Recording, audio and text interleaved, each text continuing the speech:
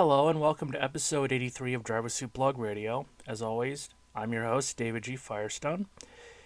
After the insanely long and insanely complex episode that took place last week, I'm going to do a shorter, simpler episode this week. I'm going to be doing something different for the first segment. I'm going to do a couple of news stories from independent racing as opposed to NASCAR, IndyCar, etc. And then I've got a deep dive I'm going to do a little later on, but we'll get to that for the third segment. Now, our first of the two independent news stories was from SRX. I do like me some SRX. I do think, however, the formula is becoming a little bit stale. The season in the field should be expanded. It's proven itself popular. It's proven itself a ratings draw. It's proven you can get some good talent. So why not expand? Fans are into it and drivers are into it. I should also mention that I do like the generic design of the cars, but an improvement or two would be needed. I do think that there should be bigger numbers on the doors as opposed to just sponsors. And could someone explain to me why some cars have no numbers on the roofs when most of them have roof numbers? I don't get that one at all. I do also think that painting the entire car the sponsor color with just a gray X on the side as opposed to what they're doing now would work much better too. But again, that's just my opinion.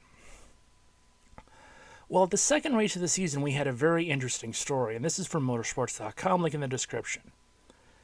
The second race of the season took place at Pulaski County Motorsports Park in Fair Lawn, Virginia.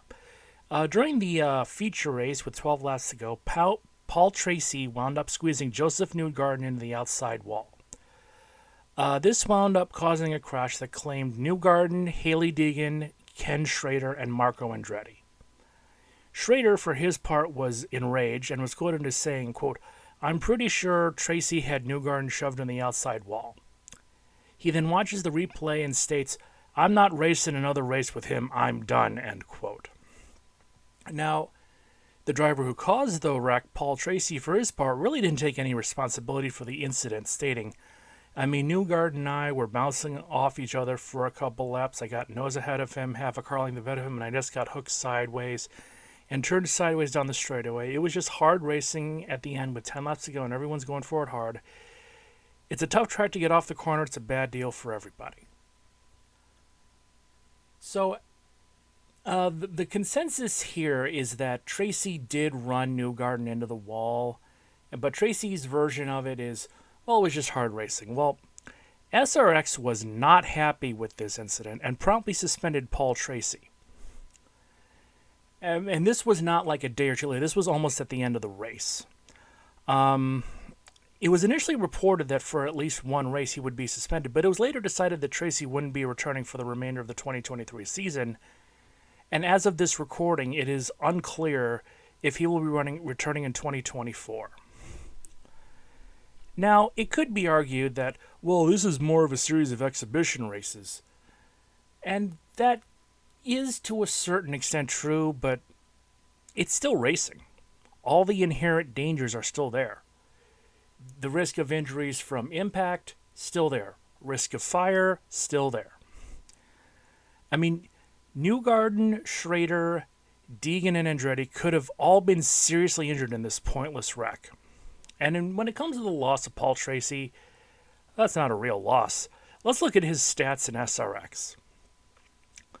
He has 15 starts, 0 wins, 1 podium, no heat wins. He's led 1 lap and has 5 DNFs in 15 starts, which is even better because it's the most by a single driver in SRX by a very wide margin. The second 2 drivers have 2 DNFs each. He is to SRX what Wickware Racing is to the NASCAR Cup Series. There is no real change in quality without him, so as far as I'm concerned, good riddance.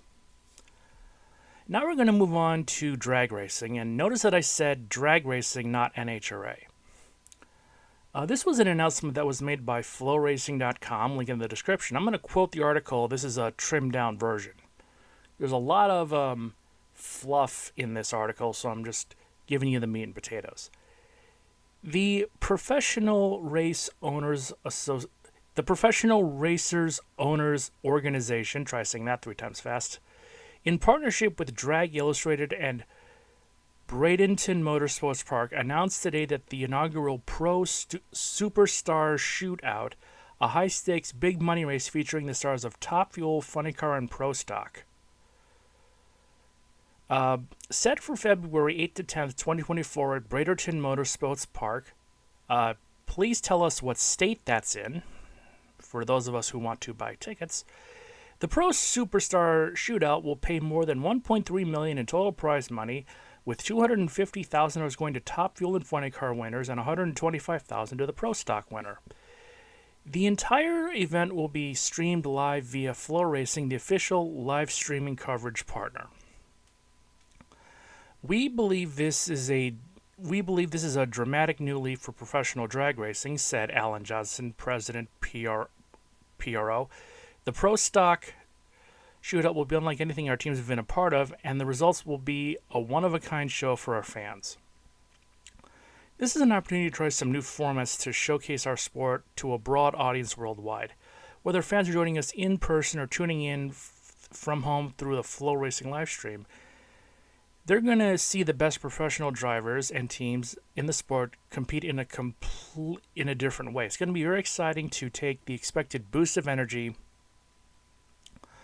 from this action-packed weekend into the start of the 2024 NHRA drag racing season. The Pro Superstar Shootout will be an invitation-only race with invitees being announced very soon.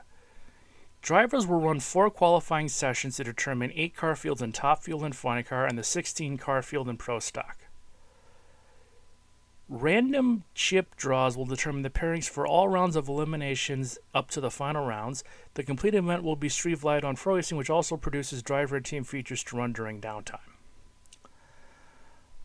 We plan to bring a level of promotion and production value to this event that has not been seen before in drag racing, says Wes Buck, founder and director of Drag Illustrated. I truly believe nothing is the same in the sport of drag racing this is a mouthful, hold on. I truly believe nothing is the same in the sport of drag racing after that second week in February. Our goal is to create destination events that are far more than drag races alone. This is something that will have a tremendous impact on our sport, its history, and its trajectory. Above all else, I'm humbled at the opportunity to work with true difference makers in drag racing like Alan Johnson, Michelle Domagala, Domagala,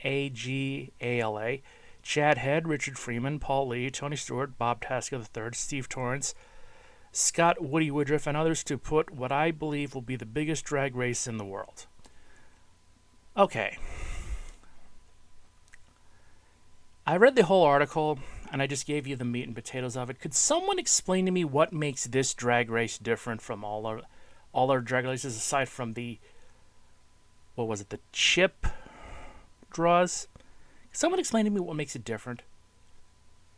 I mean, it's drag racing. You can't exactly just rewrite the formula overnight. What is it? You're going to do a half mile instead of a quarter mile? Oh, you can't even do a quarter mile anymore. It's only 1,000 feet. What it sounds to me, and this is my humble opinion, it's like SRX but for drag racing. And my concern is the same with SRX because, as I said before, it's still racing. All of the inherent dangers are still there. But it's even a bit worse because drag racing has been a little more hesitant to utilize safer barriers. So there is a bit more of a risk to the drivers. And again, these are the same 11,000 horsepower nitro-burning cars that race in the NHRA. I do like the idea of independent fuel car racing, even though it does come with risks. If you are going to do something like this, you're going to have to do a little bit better than Flow Racing. I'm not signing up for it just yet, but I think that if you put this on something like CBS Sports or ESPN or a sports channel that doesn't really have racing, hell, put it on the CW. I think you would get a bigger audience.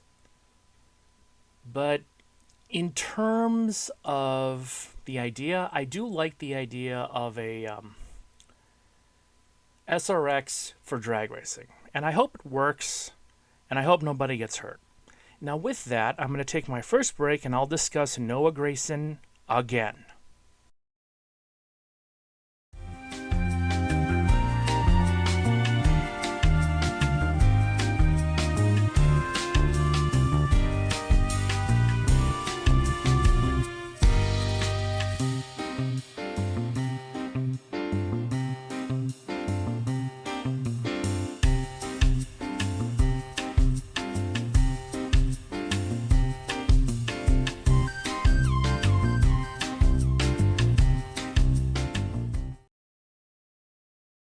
Welcome back.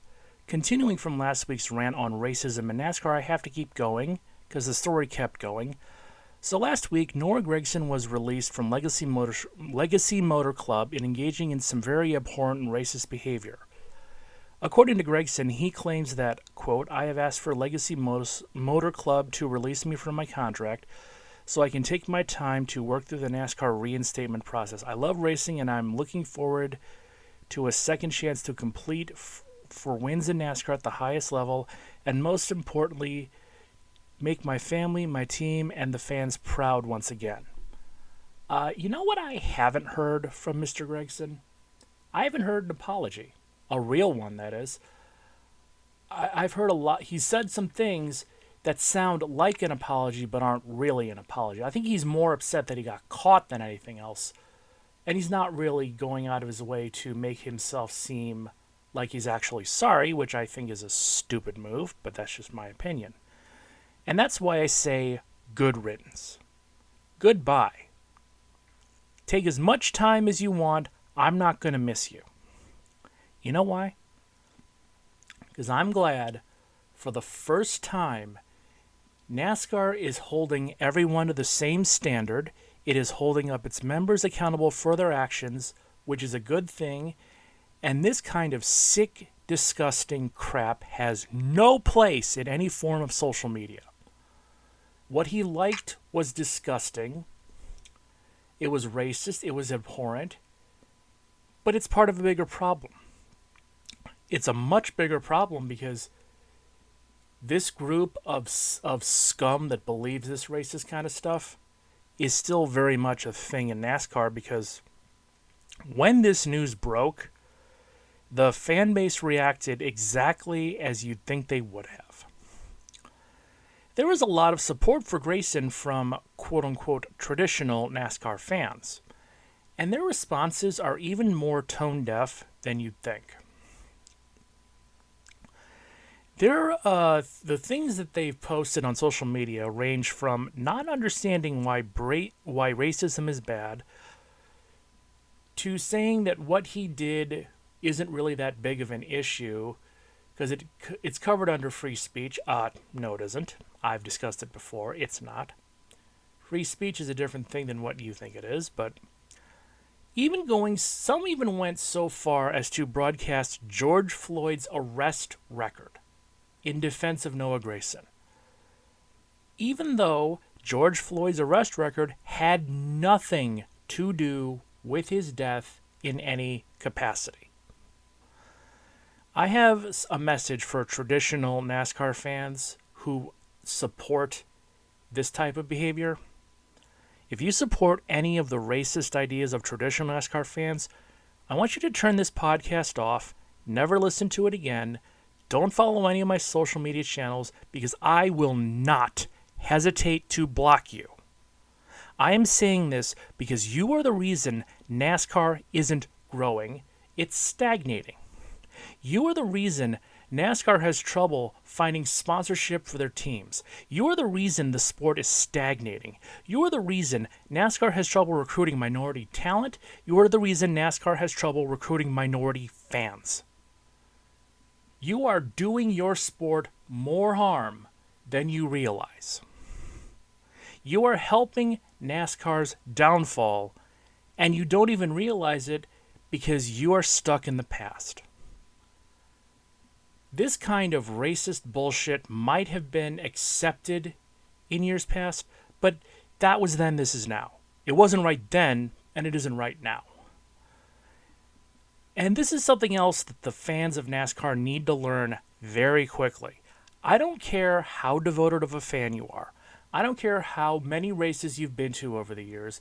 I don't care if you've been a fan since the very first race. NASCAR does not, has never, and never will belong to you. Okay? NASCAR is owned by NASCAR, not you. NASCAR is focusing on growing their brand, not feeding into outdated racist bullshit. You keep living in your bubble of ignorance and then wonder why nobody respects you. You keep supporting racist ideas and then wonder why you never get anywhere and nobody respects you. Because this is 2023. This is not 1953. The world and NASCAR are quickly passing you by. And understand it simply, NASCAR is focused on the future. You're stuck in the past. Go away and never come back. And the thing about it is, if I were to ask a friend of mine who is an artist to draw me a picture of a stereotypical NASCAR fan, he would actually not be off by all that much, because you've gone out of your way to let the critics win. I hope you realize that. You let the critics win. When everybody is saying that NASCAR fans are dumb, uneducated, racist, stuck in the past, and then you pull shit like this, congratulations. You let them win. I hope it was worth it. I am a NASCAR fan, but I do not live in the past. I'm not saying that the product now is as great as it was in 96, but I am not sitting here thinking that NASCAR should be 20 years behind the rest of the world, or 30 years, or 40 years, or 50 years, or 60 years, because of an outdated mindset that really shouldn't even be outdated. It should have never been in date to begin with. Please, for every fan who wants this sport to grow and who can accept the world for what it is, I say to the racist, ignorant, quote-unquote traditional NASCAR fans, go away and never come back. You are the problem, not us. And with that out of my system, I'm going to take another break and I'll do a deep dive on Dale Earnhardt.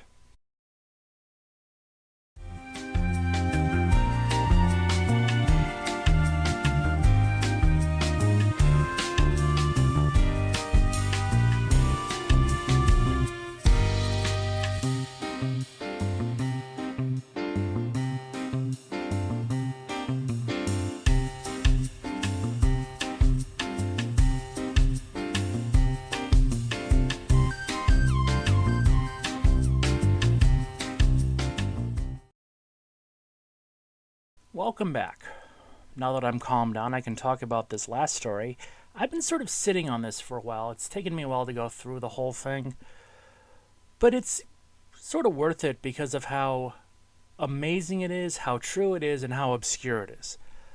I found this story on MacRock, MOCKROCK.com, link in the description. And it discusses the controversial 1987 Winston All-Star Race, or the Winston. So here's the backstory. In the 1987 Winston, Dale Earnhardt Sr. and Bill Elliott were racing each other to the finish. They forced each other into the grass, where Earnhardt took the win. Now obviously Bill Elliott wasn't very happy, nor were the fans. So here's where it starts. One irate fan from Elmira, New York, decided to send NASCAR and Bill France Sr. an angry letter. On May 25th, 1987, the following letter arrived at Daytona International Speedway LS to Bill France Sr. I'm going to read this as it was written, spelling errors and all, and I'll point a few things out in the way. Dear Mr. France, when NASCAR comes north to Pocono, Poccono, Watkins Glen, and Dover, I suggest you leave Dale Earnhardt, ERNHART at home. If he comes to race, I advise him to 1. Have some bodyguards, or 2. Wear a bulletproof vest. I will be at one track, probably all 3 with my 3-06. When I get a clear shot, ... you fucking people won't do anything about his dirty driving, so someone else will. He has pushed his way around NASCAR tracks for too long. If that fucking son of a bitch wants to drive like that, then let him drive a super modified on dirt tracks. Then he would get pushed back right off the track and into the field where he belongs. You keep talking about the integrity of the sport and let him get away with all his shit. It's too bad Elliott didn't take him out. You assholes better get your shit together, you're going to be short one driver. You tell Dale to watch his ass wherever he goes. Wherever, all one word, all capitals. Well, this letter did get their attention, and the threat was taken very seriously. Not only by NASCAR, but then U.S. Assistant Attorney Bruce Hinchelwood, and the letter was reported to the FBI. It was the right move to make, as you can't let idle threats be ignored. This threat, in turn, was investigated, and an FBI on the case was created in 1987, and it was declassified in 2011 after a Freedom of Information request. Again, the link to the file is in the description on Muckrock, but the file itself is an interesting read. First off, in the very early parts of the investigation, Earnhardt's name was spelled 2 different ways, both incorrectly. His name was spelled ERNHART and ERNHARD. And I get that this was on a typewriter and spell check didn't really exist back then, but come on. So the FBI and local authorities alerted the tracks involved, and they also asked local law enforcement if they have had similar threats received. There were a number of subjects interviewed concerning the threat, but in the released version of the report, all the names except Dale Earnhardt were redacted. Some of them have reported receiving threatening phone calls from a, quote, a few irate fans, but nothing was really concretely connected to the threatening letter. It should also be noted that during the investigation, the FBI also provided security to Dale Earnhardt during these races. Of all the content in the file, I did come across this particular quote from pages 10 to 11 of the 29 pages that were released. I don't know if it's the full report that's been released or just these 29 pages. You'll be shocked to know I'm not very knowledgeable on FBI files. I do like the show FBI Files. I'm just not an expert on their filing system. So this was from pages 10 to 11 of the 29-page report. This is a direct quote. Quote, Dale Earnhardt related that if the letter writer were to attempt to carry out such a threat, Earnhardt would be more concerned about the tracks at Pocono and Watkins Glen due to the layout of the 2 tracks that allows infield fans closer to the track. He advised that this is particularly true at Watkins Glen, where fans are able to sit in the grass among the trees in the infield close to the track. Earnhardt advised that he is to be at Pocono for race June 11th through 14th, 1987, and July 16th through 19th, Watkins Glen for testing, July 31st, 1987, and for race August 5 through 9, 1987, and back Dover Downs for September 20th, 1987 race. Earnhardt left Dover, Delaware via private airplane of redacted 8:30 p.m. on May 31st, 1987, en route to North Carolina. At the very bottom of this, it reads, "Consider armed and dangerous." Now, as hindsight has shown, the races all proceeded without incident, and this is very well documented in the file. There was a fingerprint lifted from, I don't know if it was the letter or the envelope, but this was never connected to the person behind the letter. Now again, the races all ended without incident. The FBI decided to close the case with no suspect ever arrested or even identified. Now, it's kind of amazing how one letter from one fan in a town of just over 35,000 people could trigger a multi-state and federal investigation with nothing to show for it. But it's also amazing, even more so to me, how few fans are aware of all of this. The overwhelming majority of Dale Earnhardt fans, and I'm even willing to bet NASCAR fans, aren't even aware of the threats or the FBI file or involvement at all, even though the letter has been pretty much open for the last, 12 years. It's been mentioned on a couple of specials, but nothing really mainstream. And it's amazing how few people know about this. I just sort of stumbled across it just randomly. I hadn't heard about it before.